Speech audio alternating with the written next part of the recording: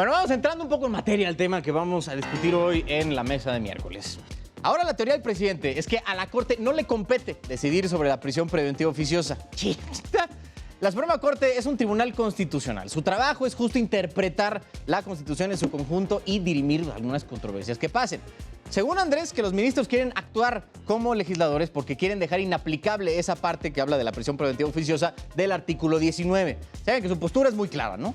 Quitar la prisión preventiva oficiosa abriría la puerta de la libertad de delincuentes de todos los sectores, como el cuello blanco y crimen organizado. Pero a mí me sigue volando la tapa de los sesos que alguien que se jacte de ser de izquierda, humanista, defensor de los derechos humanos, apoye una encarcelación automática aplastando el debido proceso y presunción de inocencia. Pues incongruente hasta decir basta. Pero bueno, en esas andamos. Y para hablar de este asunto de la prisión preventiva oficiosa, origen, consecuencias, por qué existe, está bien que siga o no, tenemos con nosotros a Roberto Lara, director nacional de Derecho del TEC de Monterrey. Y tenemos por del otro lado, ahí ya no estamos haciendo. ¿Cómo estás, mi estimado Francisco Vázquez? Estaba del otro lado. Sí, es Vázquez, ¿verdad? Vázquez Gómez. Vázquez Gómez, ¿cómo estás? Muy bien. Un gusto tenerlos acá. Oigan, pues nada, yo creo que empezando con este asunto ya medio lo entré en materia, ¿no? Seteando que es el momento en el que estamos hoy. ¿Y cómo ven ustedes este asunto de la prisión preventiva? Porque para mí, al principio, como ciudadano común y corriente, sí dices como, qué bueno que ahí encarcelen y se pudran los maleantes y tal, pero haciendo revisiones, como han hecho algunas investigaciones de Animal Político, Intersecta y demás, estamos viendo una cantidad brutal de gente que está encarcelada sin sentencia. Entonces, yo creo que partamos desde el inicio, ahora sí. ¿De dónde viene esta figura, Francisco, de la prisión preventiva oficiosa? Antes que nada, gracias por la invitación. Un placer. A la Universidad Panamericana es un placer estar aquí contigo. El principio me parece que es muy claro y es el hecho de que la prisión preventiva oficiosa, desde el punto de vista de cualquier constitución de un Estado democrático, es injustificada. Es decir, no podemos meter a la cárcel a una persona que, por principio de inocencia, es inocente hasta que se demuestre lo contrario. ¿Esto qué quiere decir? Que la prisión preventiva oficiosa lo único que implica es que te acusen de determinados delitos establecidos en la Constitución y porque te acusaron por esos delitos vas a tener que entrar a la cárcel y llevar todo tu juicio como, aprisionado. Hoy por hoy la Corte Interamericana de Derechos Humanos se está planteando precisamente declarar la inconvencionalidad, que lo que significa es que la Constitución mexicana es contraria a los tratados internacionales que en materia de derechos humanos ha asignado México. Justo porque no puede ser inconstitucional algo que está en la Constitución, ¿no? Y ahí es donde me parece que empezamos a abordar sobre el tema un poquito más profundo. Pero yo creo que como base para poderle dar a tu auditorio es la prisión preventiva oficiosa en cualquier Estado constitucional y democrático de derecho es injustificada porque eres delincuente hasta que haya una sentencia firme que te declare como tal. Entre tanto, eso no ocurra, todos somos inocentes. Roberto, ¿por qué crees que empezamos a crear esta figura de la prisión preventiva oficiosa, que es básicamente una prisión automática, ¿no? O sea, así como decía aquí Francisco, si te acusan de robo a casa habitación, que digo, me disculparán, pero no se me hace el más grave de los delitos. ¿Por qué crees que caímos en este asunto de la PPO? Bueno, también muchas gracias por la invitación. Quiero hacer una corrección. Soy el profesor nacional del programa de Derecho. Perdóname. Porque en el TEC tenemos un montón de directores. Sí, es que ya... No vaya a ser que algún director vaya a decir que... Se van a ofender, disculpen. Exacto. Ustedes. Del programa. Sí, mira, habría que hacer varios matices, ¿no? Hay varios cortes. Primero, la prisión preventiva es una cosa y la prisión preventiva oficiosa es otra. Okay. Muchos estados, muchos países tienen prisión preventiva porque se considera de alguna manera un mal necesario para poder evitar que se evadan de la acción de la justicia los criminales, ciertos criminales, ¿cierto? Pero para que alguien entre en prisión preventiva, no voy a decir todavía oficiosa, tiene que existir una investigación razonable, basada en pruebas, una buena acusación armada por la Fiscalía, por el Ministerio Público, y que además la defensa puede intervenir para que no quede de otra, bien razonadamente se le diga al juez, oye, este señor casi estamos seguros que cometió el delito, aquí están las pruebas, aquí está la investigación, falta que se procese y pasen todas las etapas del juicio, pero si no lo metemos en la cárcel, entonces se nos va a apelar. Ese es un poco el origen, que no solamente es en México, en muchos lugares. Lo grave del asunto fue que hace 14 años, al al régimen, a la clase política, porque esto no es culpa de los jueces, es culpa de la clase política, de los que meten las leyes, los que reforman la Constitución, los legisladores, se les ocurrió que había que poner además un calificativo más, que fuera lo que acabas de decir tú, automática, oficiosa. Es decir, que no se requiera tanta investigación, tanta razonabilidad de que la persona pueda ser responsable o no, sino que en automático, sin necesidad de que se investigue o se justifique la necesidad de la detención, el juez basta con que el fiscal le diga, agárramelo, y el juez la dicta sin mayor problema, en automático. Eso es lo más grave. Por eso, en estos últimos 14 años que tiene esta figura, además, segundo gran error, meterla en la Constitución. ¿Cómo? Una Constitución no es para eso. La Constitución no es una ley. Tendría que ser una serie de principios abstractos donde se declaran los derechos, donde se organiza el Estado, pero no se puede detallar con tanta minuciosidad figuras que van en la ley, típicamente en la ley. Ahorita no estuviéramos discutiendo nada si esa figura hubiera quedado en el Código Nacional de Procedimientos Penales, la Corte con la mano en la cintura la declara inconstitucional y se acabó. Pero como tú bien acabas de decir, la paradoja está en que la metieron al más alto nivel normativo de nuestro país, la Constitución, y resulta por lo menos contraintuitivo decir que la Constitución es inconstitucional, ¿me explico? Sí. Aunque en la medida efectivamente sea aberrante, y tiene otras, por ejemplo, el arraigo. El arraigo pasó lo mismo. Es casi lo mismo, ¿no? Es exactamente, alguien está arraigado, también es inconstitucional y inconvencional. Entonces, ese matiz es bien importante. No es cualquier prisión preventiva, sino que es una prisión preventiva oficiosa. ¿Qué tan bajo, Francisco, es el umbral de prueba que la Fiscalía tiene que conseguir para acusarte de alguno de estos delitos del artículo 19? Pues la verdad es que bastante bajo, en el sentido de que cualquier persona que tenga algunos datos, hechos respecto de que a lo mejor pudiste participar en X hecho delictivo, si ese hecho delictivo encuadra en uno de estos tipos penales, ¿no?, en estos delitos que están establecidos en el artículo 19 constitucional, pues ya el juez no tiene la posibilidad de valorar las circunstancias del caso. Lo que acaba de decir Roberto me parece que es fundamental. El hecho de que haya prisión preventiva no es incorrecto, pero le da la posibilidad al juez, atendiendo las circunstancias del caso, de establecer, por ejemplo, como medida cautelar, el que haya una prisión preventiva, o bien que, por ejemplo, te puedan poner un brazalete, o bien que tengas que entregar tu pasaporte para que no puedas salir del país. Es decir, atendiendo a las circunstancias del caso, se crea o se diseña el traje a la medida para el presunto, digamos, para el imputado del caso concreto. Aquí, en automático, el juez no tiene posibilidades. Oye, te acusaron por A, B, C, D, que es el problema. La clase política ha venido aumentando la clasificación, digamos, de la clasificación de los delitos. En 2019 duplicaron el catálogo. Así, entonces, ¿para qué sirve el nuevo sistema de justicia penal que nos dimos en el 2008, en donde propiamente ponemos a la persona y a sus derechos como centro y eje del Estado? Ponemos a la presunción de inocencia como un fundamento indispensable del sistema penal, y para luego poner la excepción. Oye, sí te presumo la inocencia, pero en estos 5 delitos no. Ya no son 5, ya son 10. Ya no son 10, ya son 15. Ya no son 15, son 25. ¿Dónde vamos a terminar?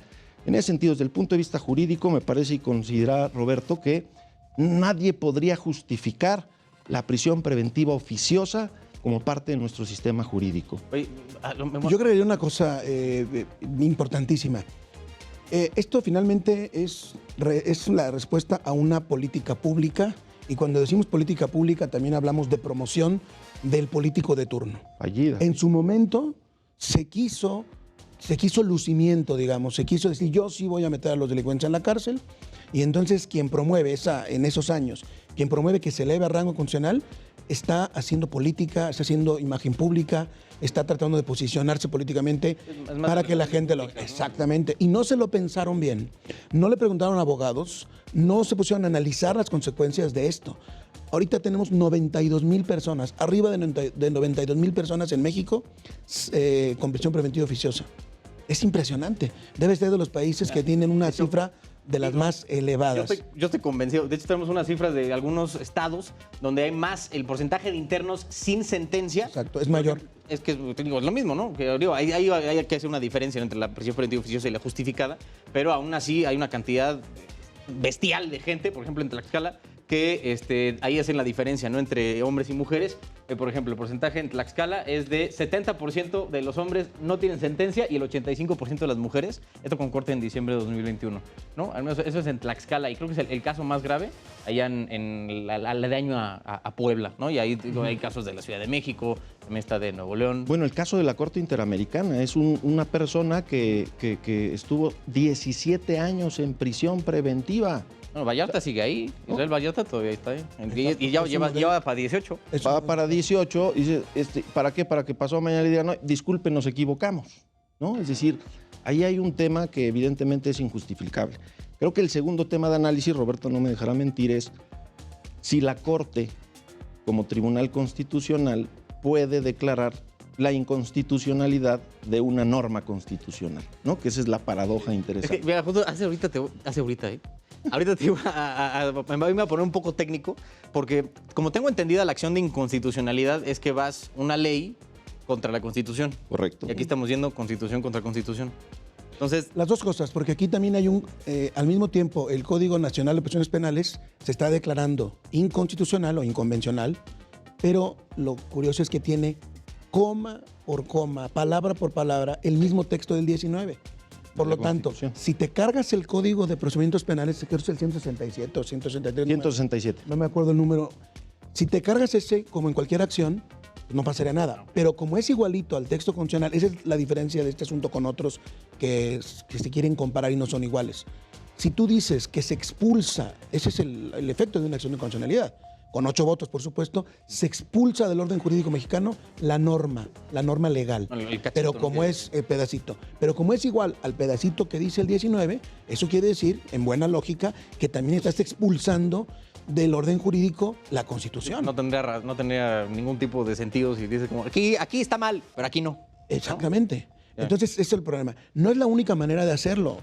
Yo creo que existen otras formas de interpretación constitucional con las cuales se puede atajar, se puede, por ejemplo, conceder el amparo. Se puede conceder el amparo que se está proponiendo, pero sin tocar el artículo de la Constitución. Se puede hacer una interpretación conforme, por ejemplo, diciendo que es constitucional siempre que se entienda de tal modo como la Corte lo ha dicho, como la Corte lo diga, que ya lo ha hecho otras veces. No es la primera vez que la Corte podría hacer un ejercicio interpretativo inteligente, coherente, de interpretación conforme y diga, mira, a ti te concedo el amparo, pero no estoy tocando la Constitución. Te digo que es inconstitucional lo que te están haciendo a ti e incluso me cuesta más trabajo en la acción. El principio de relatividad. Porque en la acción no hay caso, en la acción hay partes. La acción es, como bien dijiste tú, es toda la ley, bueno, el artículo contra la Constitución. Y si me permiten una cosita, porque luego me come el micrófono para que nos comente. Cuando se hizo la contradicción famosa de tesis 293-2011, que es un caso muy emblemático en México, en el que la Corte estableció cuál era el parámetro de control. En otras palabras más sencillas y más domingueras. ¿Qué fue lo que el constituyente en el 2011, con la reforma de derechos humanos del artículo 1, hizo? Lo que hizo fue inflar el catálogo de derechos constitucionales con los convencionales y de los otros instrumentos internacionales que tiene México. Entonces la discusión en aquel tiempo fue, bueno, ¿qué es supremo? ¿Es los tratados internacionales? ¿Es la Constitución? ¿O son juntos los dos? La Constitución con su chipote, digamos, de derechos humanos de fuente internacional. ¿Y eso cómo se maneja? ¿En forma jerárquica? ¿En forma electiva, que va primero? Y la Corte resolvió que no era jerárquico, sino que caso por caso tenía que hacer una suerte de ponderación para ver si era más benéfico aplicar la Constitución o el Tratado Internacional y resolver el caso concreto. ¿Me explico? Pero ojo, no se estaba ahí hablando de criticar la Constitución, sino de ver con qué medida te vamos a juzgar a ti en un amparo o en otro asunto. ¿Me explico? Es decir, pegar la norma, la regla, la Constitución más los tratados. Eso es con lo que vas a medir. Y siempre se ha hecho, ya en otras veces. Con esta regla que tiene más valor, es más protectora a la parte internacional, lo pegamos con la nacional y te damos un amparo. Acá no se puede hacer eso. Porque acá, al hacer esa pegazón de la regla nacional con la internacional, estás juzgando la propia regla. Porque la Constitución es parte del baremo, ¿me explico? Es parte del parámetro. Entonces a mí me parece una contradicción, bueno, a cualquiera, que dices, si yo voy a juzgar mi regla con la propia regla, ¿me explico? ¿Cómo? Es Porque si ilógico. juzgas una norma inferior no pasa nada, pero esa norma es del mismo nivel. Ok. Oye, y el caso, el proyecto que redactó el ministro Pérez Dayán, qué es lo que está argumentando? Es el ministro Luis María Aguilar. Luis María Aguilar, perdóname. Sí. Propiamente lo que está diciendo en la parte medular es que se declara la inconstitucionalidad del Código Nacional de Procedimientos Penales, artículo 167, pero que previo a eso se tiene que inaplicar la parte correspondiente del artículo 19 constitucional. Ahí es donde está la paradoja. La Suprema Corte, como Tribunal Constitucional, que tiene que ser el guardián de la Constitución, termina por resolver que hay que inaplicar una parte de la Constitución. Y esto, ¿Hay algún precedente así No, parecido? ninguno. ninguno. Algunas voces críticas han dicho que Al menos se en parece México, no. a un asunto de Josío de años atrás, no me acuerdo del número ahorita, pero un asunto de Yucatán de bebidas alcohólicas, de una ley que sanciona el consumo excesivo de bebidas alcohólicas en Yucatán.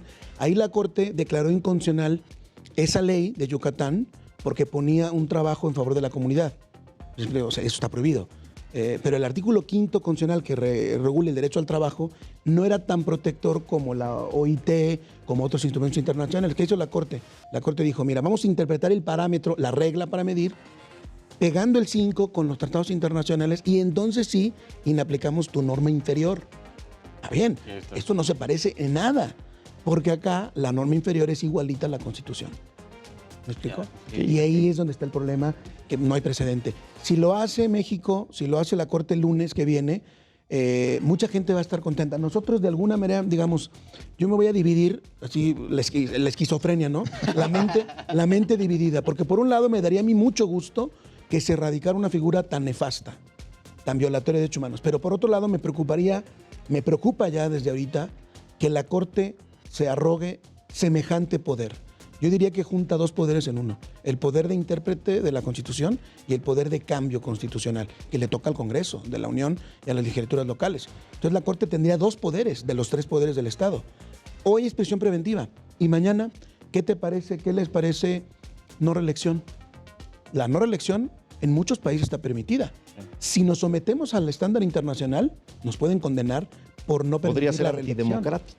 Ya, claro. ¿No? Sí, Y entonces claro, inaplican la parte de la Constitución que prohíbe la reelección. No había pensado así. Es decir, ahí es donde está el riesgo, ¿no? Es decir, hoy nos puede parecer conveniente en este caso, Claro. pero el tema es reconocerle Pero ¿cómo a la limitas, no? Suprema Puede Corte ser eso. ese poder. Por eso me parece que, sin duda alguna, tiene que haber y hay un área de oportunidades desde el punto de vista jurídico de explorar nuevas vías, nuevos procedimientos, nuevos mecanismos para que nos podamos doler como ciudadanos de incorporaciones, adiciones o reformas a la Constitución, como fue esta en su caso. Pero me parece que reconocerle ese poder a la Corte es entregarle un cheque en blanco a un órgano que por naturaleza, soy políticamente incorrecto cuando lo menciono, por naturaleza es antidemocrático, porque no fueron electos, porque no tienen esa legitimidad y porque al final del día pues lo pueden hacer a veces bien, lo pueden a veces hacer mal. Es decir, tendríamos que diseñar un mecanismo en donde pudiéramos poner en juego el sistema de frenos y contrapesos, de checks and balances, en donde los demás poderes intervinieran. Y sí, que se revisen las reformas constitucionales, porque el constitucionalismo al final del día lo que significa, en palabras llanas para ti, para mí como ciudadano, es que el derecho limita el ejercicio del poder. El poder no puede hacer lo que se le antoja, y eso incluye, me parece que al poder A los jueces, judicial. por supuesto. Es decir, hace siglos, ¿no? Se preguntaban, bueno, hace un siglo se preguntaba algunos teóricos, ¿no? ¿Quién controla a los controladores? En términos muy, muy ilustrativos, Justice de la Corte norteamericana planteaban, oye, no somos infalibles porque tengamos la última palabra, ¿no? No tenemos la última palabra porque seamos infalibles, pero somos infalibles porque tenemos la última palabra. Al final del día, después de lo que diga la Corte respecto a la Constitución, Nada más que hacer. nadie dice nada. Y otra frase ilustrativa, ¿no? Es decir, todos estamos bajo la Constitución, pero los jueces dicen qué dice la Constitución. Entonces, los jueces de un tribunal constitucional tendrían siempre que estar reflexionando hasta dónde llega el límite del ejercicio de su competencia. Y me parece que por plausible que pueda ser el declarar, inaplicar la prisión preventiva oficiosa, pues la Corte está empezando a jugar un rol que conforme a nuestro sistema constitucional no le corresponde. Chale, no lo había pensado así. No le Ya. corresponde. Me están conflictando Claro. mucho esto que No, acaban de decir. y no solamente no le corresponde por una cuestión, digamos, de diseño constitucional. ¿De acuerdo? O sea, no hay una facultad de la Corte que tenga la Corte para hacer eso, sino que al hacerlo está violando su propio límite de actuación, que es la Constitución. Retomo tus palabras. Efectivamente, como nadie puede controlar al controlador, entonces hicimos una Constitución para que por encima de ella absolutamente nadie pueda decidir. Por lo tanto, una cosa es interpretar, yo estoy de acuerdo, y con la interpretación ya podemos Hay cierto discutir. cariz creativo. Ya podemos discutir. Hombre, pero lo que quieren hacer hoy no es interpretar. Es inaplicar. Perdón, es inaplicar, es desconocer, es borrar, es expulsar, al menos en la acción. Sí. Porque fíjate que en el amparo, todavía, porque el amparo no tiene ese poder de expulsión. El amparo tiene una consecuencia de inaplicar una norma. Si tú te ganas un amparo por una multa que te pusieron, te quitan la multa, a ti nada más, pero la ley se queda ahí. Me multan a mí con tu misma ley, con la que te multaron a ti. Claro. En el amparo no tengo problema, pero en la acción estás expulsando el pedazo de la Constitución y eso no lo puede hacer un juez constitucional. El camino correcto tendría que ser a través del Congreso, claro. El único que sería como... Bueno, yo veo tres posibilidades. Uno, que lo haga de motu propio el legislativo, ¿no? Con las legislaturas. Lo dudo. Lo dudo. Segundo, que la Corte Interamericana nos condene en buena hora. Claro que eso a mucha gente no le gusta porque vamos a hacer el ridículo internacional. Exacto. ¿Me Vamos, la explico? soberanía nacional. Bueno, que nos condene en buena hora y que el Estado mexicano, a través de sus órganos competentes, que es el Congreso de la Unión, reforme como consecuencia del cumplimiento del fallo de la Corte de Costa Rica. Eso sería el segundo. Y el tercero es que la Corte mexicana deje como está la Constitución, pero pueda interpretativamente conceder el amparo para hacerle un freno limitado, pues, a estas, digamos, a esta iniciativa y a este propósito político, porque es claramente político. Y una cosa que mucha gente no está viendo, ¿saben quién hizo, con qué presidencia se hizo esa reforma de hacer la prisión preventiva oficiosa que defiende López Obrador? Pues con Felipe Calderón.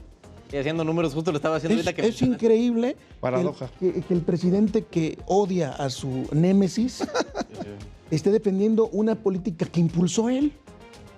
Y la haya acrecentado, ¿no? Bueno, la duplicó por completo. Oigan, tenemos que ir a un cortecillo ahorita. Si quieres, ahorita regresamos con este asunto. Nada más para cerrar, si quieren, un comentario muy rápido. ¿Qué es lo que esperamos del caso de la CIDH, de la Corte Interamericana de Derechos Humanos? Me parece que va a declarar la inconvencionalidad de la Constitución, es decir, nuestro artículo 19, que establece la prisión preventiva oficiosa, contrasta con los tratados internacionales que ha celebrado México, concretamente con la Convención Americana sobre Derechos Humanos, y como en muchos otros casos, eso no es nuevo. Digamos, el precedente más ilustrativo es el de Olmos Bustos versus Chile, ¿no? La última tentación de Cristo, en donde la Corte le dijo a Chile, o reformas tu Constitución o incurres en responsabilidad En el caso internacional. Radilla, artículo 13 constitucional. Radilla, Aquí Radilla. también nos condenaron a cambiar el 13 Sin duda. y lo cambiamos. ¿Cuál fue el problema? Entonces, no es nada nuevo en ese sentido. Yo creo que eso es lo que va a terminar Y pasando. generaría más presión, ¿no? Para que lo puedan... Pero desde el punto de vista legislativo, es decir, aquellos que tienen la representación Claro, son los que popular, tienen la que legitimidad democrática, que sean los que modifiquen la Constitución. Y yo continuaría con tu comentario en el sentido de si la Corte Interamericana condena a México, creo que sería un beneficio para la ciudadanía, ¿me explico? Pero para la clase política no tanto. Y cuando digo clase política, incluyo también a la Corte. Aunque sea políticamente incorrecto decirlo. Bueno, y los de ahorita y los de antes. Porque hay una nota, mira, bien interesante. Estos asuntos no llegaron ayer. Estos asuntos están guardados hace rato. ¿Por qué sacarlos ahorita? Precisamente por Justo la cuando presión está, ¿no? que la Corte Interamericana va a cernir Qué su casualidad. espada contra México y rápidamente los 2 van a semanas sacar antes, ¿no? para anticiparse, ¿me explico? Ya. Para decir, somos nosotros los que la quitamos y no la Corte Interamericana. Me parece que también ese es un juego medio perverso. Nada más, la Corte haciendo política, neta, ¿cómo creen? No sean así.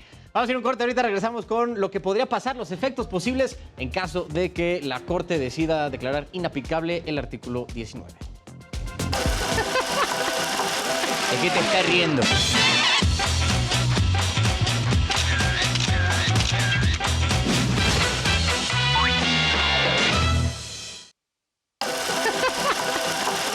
qué te estás riendo?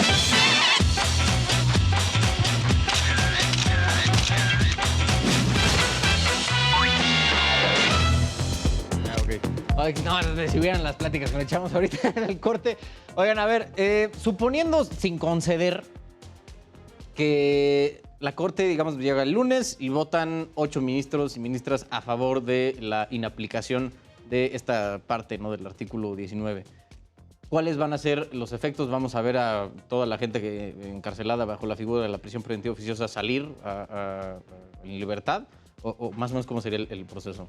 Pues me parece que si yo fuera uno de los encarcelados, inmediatamente echaría por delante el precedente, porque además hoy por hoy tenemos un sistema de precedentes. Cualquier criterio que sea asumido por 8 ministros de la Corte es obligatorio para todos los jueces del país.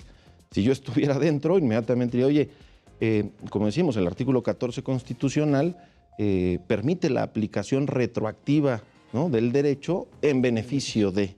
Claramente sería un criterio que me parece que inmediatamente abriría las puertas a todas estas personas que, y aquí es donde yo llamo a la reflexión de la ciudadanía, es decir, retomar la importancia del principio de inocencia, que a lo mejor luego nos cuesta trabajo porque, claro, vemos en las noticias al violador, al asesino, y claro, hay una justicia mediática en torno a los casos que decimos, no, este cuate que se vaya a la cárcel, pero no hay un juicio. Pasado mañana que nosotros estemos sentados en el banquillo de los acusados, claro que nos gustaría que nos aplicaran la presunción de inocencia. Es decir, dame la oportunidad de defenderme, de comprobar que yo no fui y no me metas a la cárcel de manera automática. Entonces, sin duda alguna, creo que generaría ese efecto que es propiamente lo que están intentando contener hoy por hoy el partido mayoritario en el poder.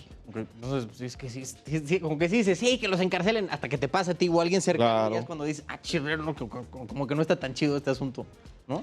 Sí, eso parte de una concepción, digamos, del mundo, de una concepción del ser humano como hombre malo, decía un juez norteamericano muy famoso, ¿no? La teoría del hombre malo. Hay que pensar que todo el mundo es malo, que todo el mundo desobedece, que todo el mundo es delincuente.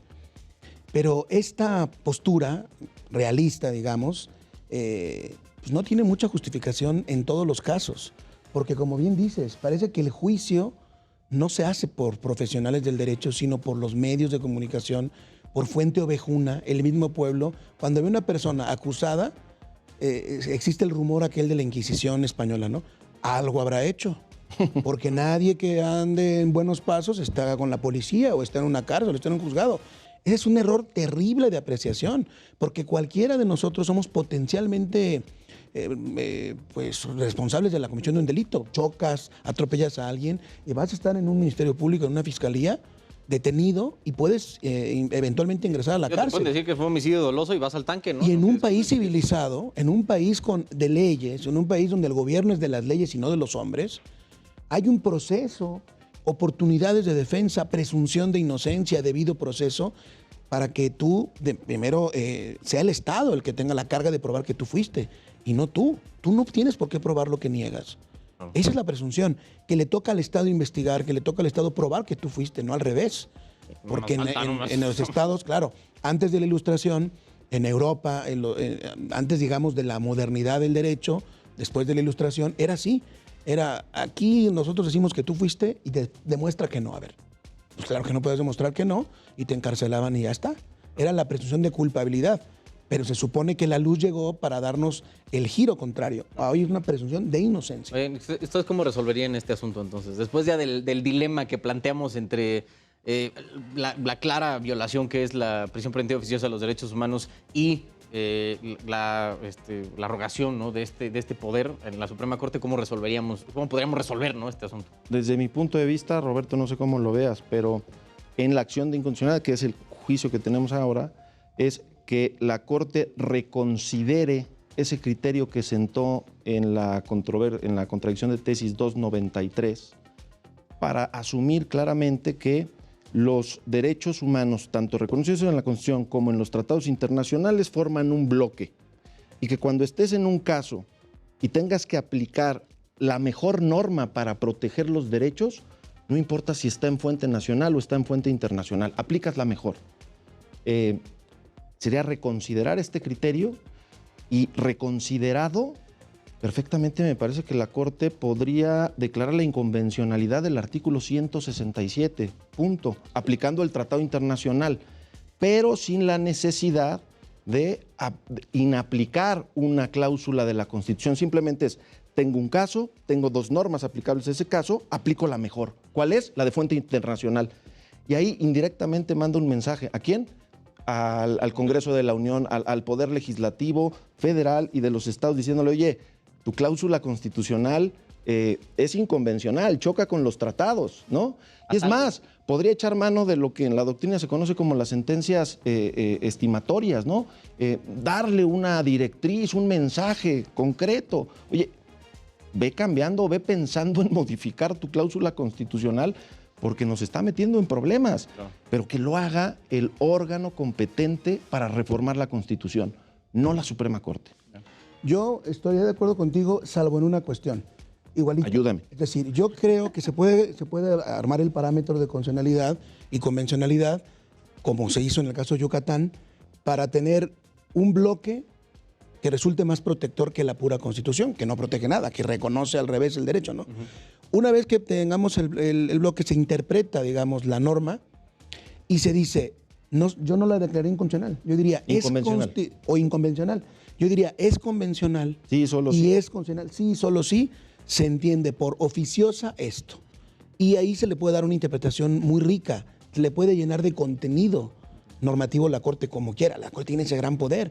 La Corte puede casi inventarse el significado de la oficiosa. Mira, oficioso no significa eso automáticamente. por lo mismo, porque se puede inventar lo que quiera.